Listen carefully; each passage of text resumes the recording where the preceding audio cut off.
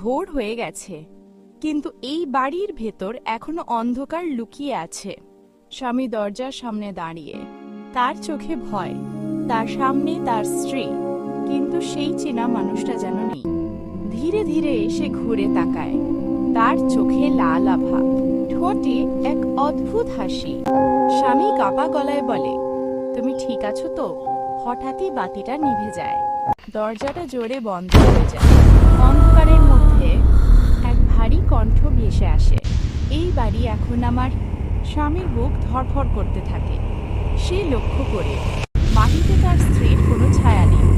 ঘরের কোণে ধোঁয়ার মতো একটা কালো ছায়া নড়ছে। হঠাৎই স্ত্রী মাটিতে লুটিয়ে পড়ে। সব শান্ত, কিন্তু যখন সে স্ত্রীর চোখের দিকে তাকায়, সেই লাল আভা এখনো জ্বলছে। ভূতটা কি সত্যিই চলে গেছে, নাকি এখনো অপেক্ষা করছে? ভয়টা এখনো বাকি।